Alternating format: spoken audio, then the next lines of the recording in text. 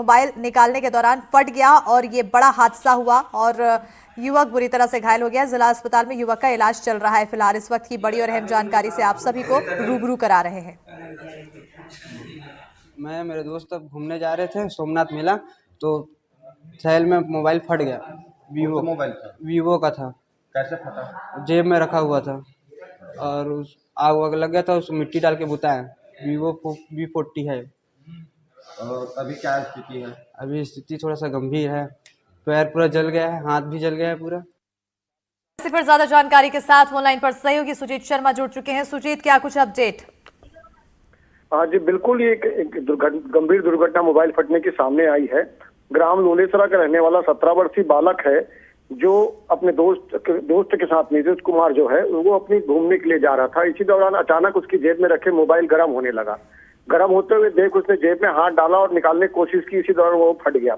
फटने के बाद वो युवक गंभीर रूप से उसके पैर और हाथ सुलझ चुके हैं। उसे तत्काल बेमेतरा जिला अस्पताल लाया गया है, जहां पर उसकी लेकिन जो जानकारी मिल रही है कि मोबाइल जो है मात्र 50 से 60% ही चार्ज हुआ था, अधिक चार्ज नहीं हुआ था, जेब में रखा हुआ था। उसके बाद फटना कहीं न कहीं गंभीर दुर्घटना बताई जाए। जी बिल्कुल, कहीं ना कहीं एक ये डराने वाला मामला भी है और ऐसे में अब और लोगों को भी चिंता यहाँ पर देखने को मिल रही होगी। बहरहाल बहुत शुक्रिया सुजीत तमाम जानकारी देने के लिए। मोबाइल आजकल हर किसी के हाथों में हमेशा रहता है और ऐसे में आम जिंदगी का उपयोग का ये एक जरिया है और इस तरह की घटना लोगों को डराती है। खबरों में आगे बढ़ेंगे। ग्वालियर से बड़ी खबर है, जहां 1,68,00,000 की गड़बड़ी का मामला सामने आया है। सीबीआई के 4 अधिकारियों पर हेराफेरी का आरोप लगा है। म्यूचुअल फंड में निवेश के नाम पर गड़बड़ी का आरोप है। ईओडब्ल्यू में चारों अधिकारियों के खिलाफ मामला दर्ज किया गया है। तो बड़ी और अहम जानकारी, जहां ग्वालियर के तानसेन नगर इंडस्ट्रियल एस्टेट की स्टेट बैंक ऑफ इंडिया के 2 तत्कालीन एसोसिएट मैनेजर सहित 4 कर्मचारियों पर ईडब्ल्यूएस के तरफ से केस दर्ज किया गया। स्टेट बैंक ऑफ इंडिया के रीजनल मैनेजर की ओर से साल 2020 से 2024 के बीच एसबीआई म्यूचुअल फंड और एसबीआई लाइफ में निवेश के नाम पर 1,68,03,000 रुपए की गड़बड़ी की शिकायत ईडब्ल्यूएस में की गई थी। जांच के बाद ईओडब्ल्यू भोपाल में केस दर्ज किया गया है। और इसी पर ज्यादा जानकारी के साथ फोन लाइन पर सहयोगी देव शिमाली जी जुड़ चुके हैं। देव शिमाली जी, कहीं ना कहीं एक बड़ा घोटाला यहाँ पर, करोड़ों का घोटाला। बिल्कुल बिल्कुल, ये 1 करोड़ लगभग 1.5 करोड़ से ज्यादा का घोटाला है और इसमें बड़ी गड़बड़ी पाई गई है। दरअसल यहाँ जो तानसेन नगर इलाका है, वहाँ इंडस्ट्रियल एरिया है और उस इंडस्ट्रियल एरिया की भारतीय स्टेट बैंक यानी एसबीआई की जो ब्रांच है, इंडस्ट्रियल ब्रांच, वहाँ ये मामला पकड़ में आया है और एसबीआई के ही रीजनल मैनेजर द्वारा इस बात की शिकायत की गई थी कि ये जो 4 आरोपी हैं उसमें उस अधिकारी हैं, 1 कर्मचारी है और 3 अधिकारी हैं।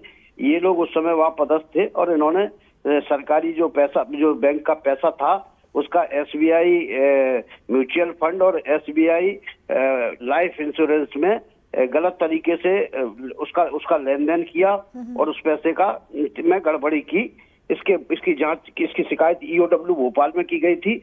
भोपाल में प्राथमिक जांच के बाद इसमें एफआईआर दर्ज कर ली है। तो अब इस मामले की तय खुलेगी, क्योंकि इसमें ये भी हो सकता है कि आगे अगर जांच होती है तो कुछ और मामले भी ऐसे खुल के सामने आए।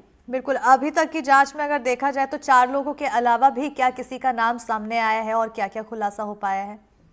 अभी एक्चुअल में 4 लोगों के खिलाफ जो सीधे सीधे उस मामले को ऑपरेट कर रहे थे, जिन्होंने पैसे का लेन देन जिन अकाउंट से होता था और जिनके द्वारा किया जाता था, उन 4 लोगों के खिलाफ एफआईआर हुई है। अब चूंकि मामले की जांच होगी तो ये पकड़ में आएगा कि ये इसमें कुछ और लोग भी शामिल हैं, बैंक के अलावा भी बाहर के लोग शामिल हैं क्या। तो इन्हीं सारे मुद्दों पर जांच अभी होगी और इसके अलावा और भी खातों की जांच होगी कि क्या इस तरह के मामले कुछ पहले भी किए गए हैं इन लोग के द्वारा या जहां जहां ये लोग पदस्थ रहे उस तरह की कोई घटनाएं घटित की है क्या इन्होंने। बिल्कुल, बने रहिएगा देव शिमाली जी, आगे भी आपसे खबरों की अपडेट्स लेते रहेंगे। तो कहीं ना कहीं अभी एक बड़ा घोटाले का मामला सामने आया है जिस पर जांच की जा रही है। बहरहाल खबरों में आगे बढ़ेंगे। ग्वालियर से ही अगली बड़ी खबर, सरकारी रेस्ट हाउस की होगी नीलामी की राशि से होगा पीडब्ल्यूडी कर्मचारियों का भुगतान। एडिशनल एडवोकेट जनरल ने जानकारी दी है। हाईकोर्ट में सुनवाई के दौरान जानकारी दी गई है। तो अवमानना याचिका पर हो रही थी सुनवाई। हाईकोर्ट के आदेशों का पालन नहीं होने पर याचिका पीडब्ल्यूडी के कर्मचारियों को भुगतान का दिया था आदेश। तो बड़ी और अहम जानकारी, मध्य प्रदेश में पीडब्ल्यूडी कर्मचारियों के भुगतान के लिए सरकार की ओर से सरकारी रेस्ट हाउस की नीलामी की जाएगी और ये जानकारी एडिशनल एडवोकेट जनरल ने ग्वालियर हाईकोर्ट में हो रही सुनवाई के दौरान दी है। बता दें कि हाईकोर्ट में पीडब्ल्यूडी कर्मचारियों के भुगतान का पालन नहीं किए जाने पर दायर की गई अवमानना याचिका पर सुनवाई की जा रही थी। ज्यादा जानकारी के साथ फोन लाइन पर सहयोगी देव श्रीमाली जी जुड़े हुए लगातार, कुछ अपडेट इस पर।